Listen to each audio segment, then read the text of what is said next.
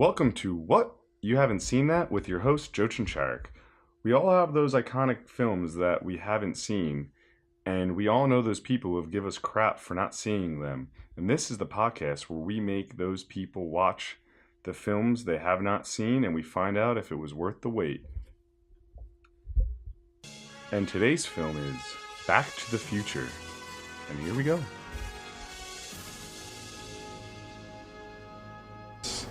And our guest, Laura Pollock. Laura, hey, how you doing? I'm doing well. How are you? I'm good.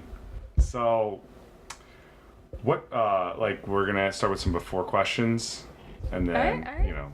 So, what were your preconceived notions before you saw this movie? And I mean, Back to the Future is so rooted in, like, pop culture and things, so you have an idea. Mm-hmm.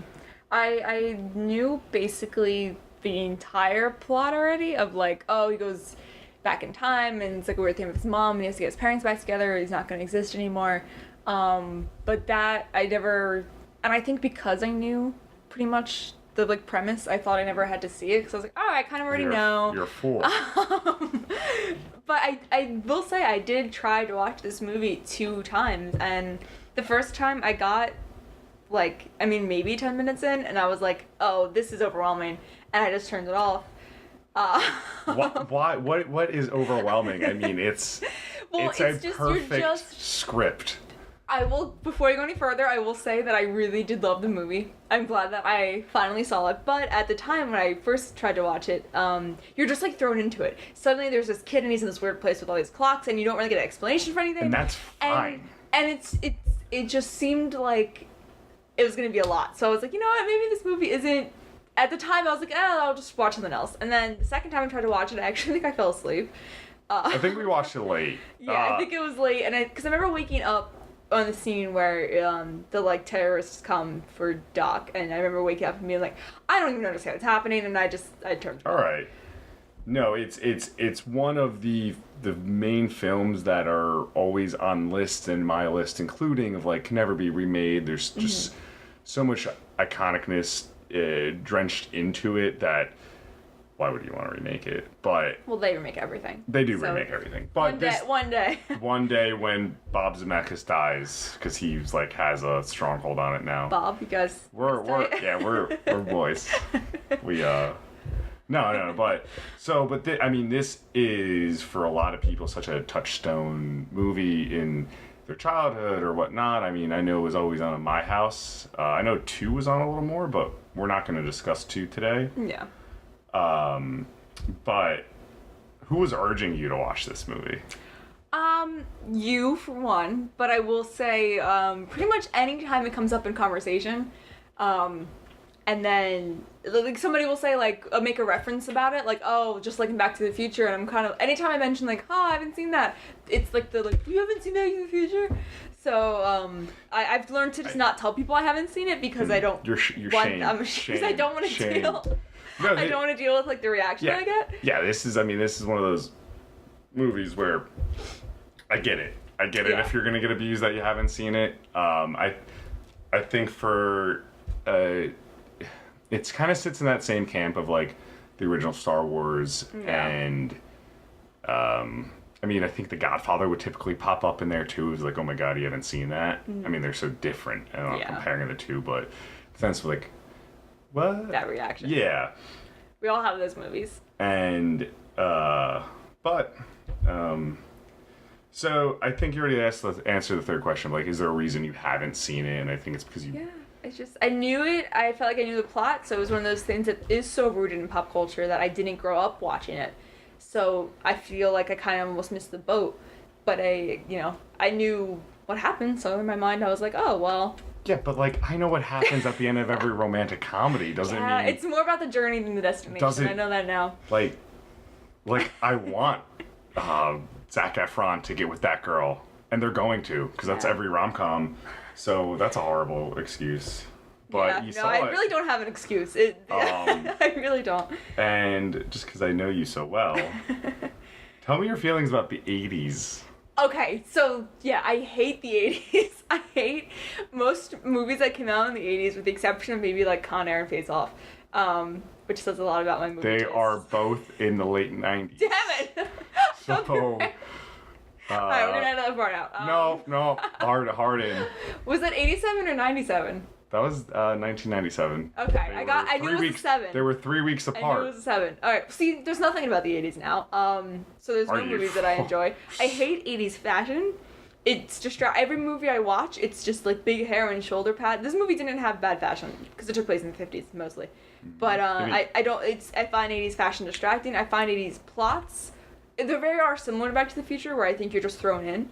And I love that. Like, you don't need all this background to know characters. You could just be put in and you learn so much about the characters. Like, everything we need to know. Now I'm just jumping right into the movie. Yeah, let's go. Everything we needed to know about the movie is told to you in the first 15 minutes before you get into the town. The whole movie's plotted out before it even happens. Yes, but I will say, like, even if somebody who knew the whole plot, when I first sat down to watch it, like, those first 10 minutes, I'm just like, where's this going? Like, why is this kid Just relax, you know, like, and watch it and just be like, oh wow, they're losers. Like, Marty and his family are losers. Yeah. And he wants to be more. And, you know, Marty didn't seem like a loser to me, though. Like, No, he was he with a hot wasn't. girl, he's in a band, like, he seemed like the one... he wasn't. Yeah. He like, wasn't, but he was destined to be a loser just like his father. And he obviously isn't. Do you think he would have been a loser if he never time traveled? I mean, I don't know. That's a good question. I don't think he would, because I think he learned a lot through this experience, but I think this movie is more about him teaching others, you know, Yeah, how to... I mean, So I think he would have been cool. Like, I think he would have been fun. oh, he's the coolest character. Yeah. And it's funny because it's 2017 and the way he dresses in 1980 looks just like how he dressed today, Yeah. almost. So I think you can see that's an easy His life vest. transition. His life vest, yeah, that was. But yeah, and I don't know. Oh, and that's also something that I found was interesting about watching a movie, you know, that everybody else has seen. Like, people, I'm watching it in Biff. Like, the character who plays Biff played Zack Stone's dad in the really short-lived MTV series. Oh, that Zack reference Stone that Movies. we're all And getting. I kept watching and I was like, oh my god, it's Zack Stone's dad. But everybody else who was watching Zack Stone at the time was like, oh my god, it's Biff. So for me, it was just like completely flipped. Do you know, he actually, the actor who plays Biff, he gets asked about this movie so much that he has a card in his wallet with all the questions written down on it and just hands it to people because he doesn't want to be bothered after After 25 so many plus years, years yeah. of... I guess I can't blame him. See, if I met him, that wouldn't be a problem, because I'd be like, oh my god, tell me about Zack Stone. And he'd be like, wait, I did that?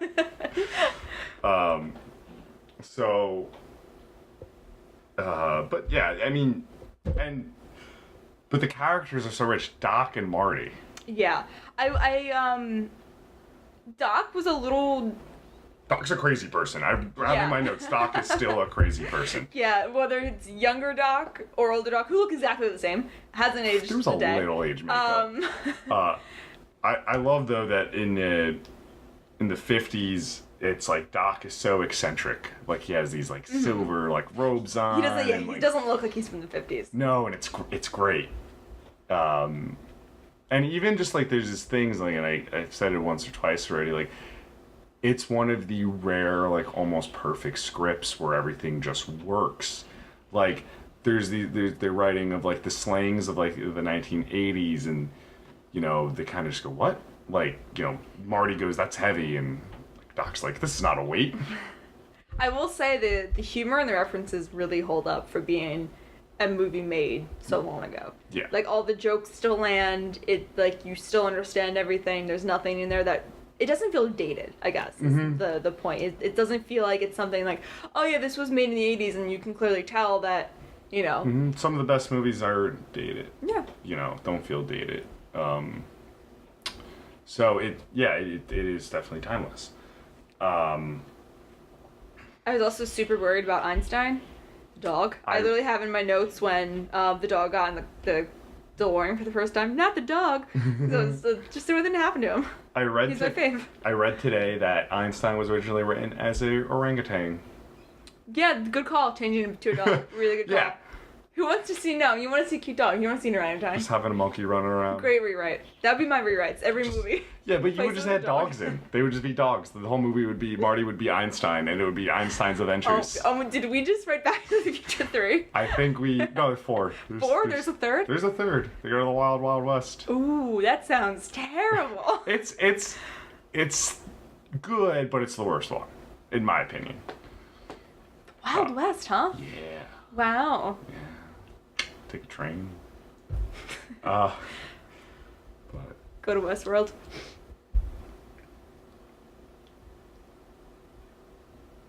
Oh, I want to ask you a question. yeah. So, say, because I was watching it from the perspective of somebody from, 2017. Like, I had no reason, because obviously this is the first time I'm seeing it. Mm-hmm. Do you think that the terrorists would still, if they didn't remake the movie today, or just made the movie, not even talking about remake, they made this year, do you think they would still include the terrorists? No, Yeah. or it'd be some sort of thing with cyber hacking or something weird like that. Mm-hmm. I don't think it'd be terrorist. It'd be it'd be something a little more abstract, and or covert spies. It wouldn't be pinned down as terrorists. And the movie wouldn't. We haven't delved into any of the movie really yet. It wouldn't be as risky. I mean, think about the bones of this movie, and it's fucking creepy. Yeah. And I go back to the John Mulaney thing of there's this high schooler hanging out with this weird scientist guy. No one really knows why. yeah, but not even just Doc and Marty. Just kid goes back to the future. His or mom back wants in time. to get with him. He bumps into his mom. Almost stops his existence from being made because his dad is a peeping Tom. Yeah, And- that was really. I That's knew what you something did in was the weird 50s. when. Is that what you did in the 50s? That's what you did in the 50s. I would know. I had a riveting childhood in 1953. I don't think people That's what in you the do 50s. in the 50s. But so you have that. The dad hits with a car. Marty pushes away and hits with the car. They take him in. And she falls in love with Michael J. Fox, and how couldn't you? Mm-hmm. He's so charming. And then it basically ensues that, okay, now instead of just getting back to present day 1985 or 84, it was filmed in 85, I'm not sure, but anyway. It was actually 97. Oh, sorry. But it goes back, and then I lost my spot. Sorry. But no, and then he goes back in time, and then instead of doing that, he has to go re-get his parents laid because his brother and sisters are going in and out. It's strange. It's a It's really strange movie. And I think that probably goes back to why I didn't feel the need to necessarily watch it, because I knew it was really strange. I felt like my preconceived notion at the time was oh, I have to be in the right mood to watch a strange movie, because strange movies that are made now, you do kind of have to be in the right mood for them. But this movie really is you could watch it at any You could point, watch it any time. But at the time, looking back then, Yeah. I was just I don't know. And I didn't even get to the part where, you go to the Under the Sea dance, and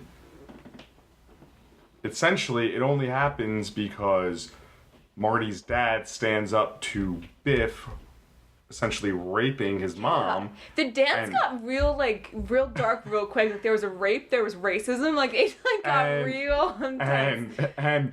But it all works. It all works. You're not thinking that intently while watching it, and you shouldn't be. It all works so well. Well, I think it showed the gravity of okay, Biff is a terrible, trash human being, and at that point, the dad, if the dad didn't go up and stop that, then he's also a piece of, you know what I mean? Mm-hmm. He's so. So yeah, everyone gets their redemption. Exactly. I mean, yeah. But do you think when Marty McFly grows up, his parents are holy, oh my God, it's you. I've always wondered that. Because he played such an intricate role in their lives from high school, so it just seems how would you not remember that face? Yeah. And did they change his? I mean, they didn't. But did they change his name to Calvin? Would his mom be I always like that name, Calvin? Yeah. I mean, that's a weird reference. I mean, I had no idea, but holds up Calvin Klein. People still wear that underwear. Yeah. She thinks it's written on his underwear. But she was horny. Yeah, she really wanted to have sex with Ozan. Yeah. Really bad.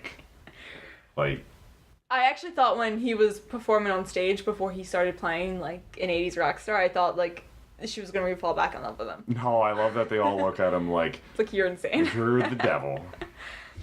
The part of the movie, though, I will say I really, really, really started to enjoy, it was when he took those, I don't even know what those little kids had, but he took it and he turned them into a skateboard. Oh yeah, the like scooter kind of with like the apple cart. Yeah, on the it was top. a little weird, but I that scene, I think, for me, was like, oh, this is a great movie. Mm-hmm. Like, I think I'm into, like, I know that's, like, pretty deep into the movie, but I was like, I'm into this. Like, Yeah. It's, like, at that point, I got attached to the characters enough where I, like, cared what happened to them. mm-hmm. Which for me is big with the movie. I do want to actually care about whether I hate them or like them, I just want to actually feel some kind of way about them in order for me to invest, like, 2 hours into something, but yeah, like, I wanted to see McFly live, and I wanted to make sure the mom and dad got back together, and I wanted to see Biff. I mean, I wanted to see, like, Biff get punched in the face as soon as they showed... McFly, hello. Even, like, present-day Biff, where he was, like, yelling about the car, and I was just like, God, this man is, like, He's Marty's Donald dad Trump. is so sad. It's Donald Trump. Yeah. I And mean, you know in if the they sequel, remade the movie today... In the sequel, he literally becomes like a Donald Trump. The casino. Uh-huh. Yeah. See, I never saw it, but I know it. But yeah, if they remade the movie today, the Ronald Reagan references would definitely just be replaced with Trump references. Or some, yeah. like, it would or be... Trump or Obama or whenever it was filmed. Yeah. No, that's blasphemy of a day of a remake today. I also, I kept, like, thinking the whole time, like, I would have snapped if I was McFly. I would sort of been like, I'm your son from the future. Listen to me. And then he'd probably just get thrown in a psych ward. But No, he would disintegrate. There'd be some sort of weird time paradox, and that's actually one thing I do love about this movie is it gives you the science, and then it says, all right, Yeah, this we're is your done. movie. We're not like today. Yeah. I think they bog down too much on the science, and every movie would be like, well, actually, the time paradox don't want to kind of like this, and you know. it turned to, like, a really convoluted Dr. Yeah, it's like this does not need to be Interstellar. Yeah, well, I also think it leaves it up to you to figure out, like, how they not figure out, but it leaves it up to you to draw conclusions about how they met. Which is the one thing I still wish we knew. That's the only piece of information we didn't get that I wish we got is how they met. And in my head, I'm just like, okay, it's a time paradox. He went back in time and he knew he was gonna be Marty, and he saw him and he friended him, and that's gonna be in my head now. Yeah, I mean That's my own like. Yeah, but you've also like have pre-existing knowledge of like just Yeah. like time travel stuff, and you were a Doctor Who fan, so it's in there. And Yeah. like I think in like 1985, like No one cared. yeah, unless you were watching like old Doctor really, Who or like Star really Trek, niche audience. you're like, I mean, this was the highest grossing film of 1985. I was actually gonna ask, like, was this super successful at the Super box office? successful. But I'm gonna look up the numbers. But it one thing I noticed, and I've seen this movie several times, but is that the arc of Mayor Goldie Wilson, he, you know, he has his own little arc in the background. But if you look, the town gets worse under his mayorship. Like, yes, he becomes mayor and he fulfills his own dreams, but in the beginning, I mean, if you're watching the town they're in, I mean, there's the porn shop, there's the city's going to hell. I thought that was just the 80s. Yeah, but this Like, I was thought supposed that to be was like the just, like, a small city in the 80s. time thing, and you compare the juxtaposition of how the town was in the 50s of it was bustling, everything was good, and Was it bustling? Because it seemed like a lot of, if you went out of that one square, it was just farmland. yeah, bustling for the 50s. One square. You know, everyone goes to lose. Yeah, alright. But I think the thing that stands out to me the most watching it now is just like how fun it was. Like, it was just a really genuinely enjoyable film. Yeah, and I feel like those don't come around too often where it's like, oh, like a lot of times you'll like, oh, I really enjoyed that movie, but I wish it did more of this or a little bit more of that. This movie was just like genuinely fun. No, it's one of the funnest movies ever, and I mean, we haven't even talked about the DeLorean yet, and how cool and iconic. Yeah, it's pretty cool. That time machine is. Yeah. And it's even more crazy how that car became so popular, but it only had like 1 or 2 models, and the guy ended up, I think, getting busted for cocaine or some sort of like embezzlement. I didn't look that. I know that's partially truth, but I didn't look it up. But anyway, that car never ended up being reproduction. And now if you have one, I mean, you have the Back to the Future car. Yeah. You're putting a flux capacitor in it. Yeah. We saw one in Boston. It was cool. Yeah. Even, and like that's the thing, it's so iconic that even before I saw the movie, I saw the DeLorean and was like hyped about it. Because it is so, like, it, you know. So that's just, I mean, it's like, that's iconic. The score is iconic. I mean, this is one of those movies where it has that like welling music and you really get into it. Even the featured song by Huey Lewis, "The Power of Love," is fun. Did it zoom in on someone's face at one point? Yeah. Yeah. He was in the I think the Under the Sea dance. Yeah, I thought it happened. No, I'm sorry. He was he was in the when they were doing their auditions, when the Pinheads were doing their auditions, and he was the guy who was like, "That's too loud." And then it was just like, I feel like it was just like Michael J. Fox's face, and just like, "This the power of love." And I was like, okay, that's the only like true '80s moment in the film, like just like a '80s ballad zoom in on someone's face. But I love. But I loved, like, it was great. It was a great moment, like, and it stands out. I love how he, how like the crowd when he started playing Van Halen, and like, you know, he was playing Chuck Berry, and that was like that like, a little like a couple years later, that'd be that time. Then he starts going into the Van Halen riff, and everyone just looks mortified, like this is the devil. Do you think high school kids though would have that reaction? Yeah, I do, because they are still. Yeah. That'd be still so unique. Still little suburban '50s kids, yeah. Yeah. Also, it was actually when the line that actually stood out to me was when Doc was first gonna go into the future before he was like, before the terrorists came and just kind of like calls hell. He's like, oh, I'm gonna go 25 years in the future to see the progression of mankind.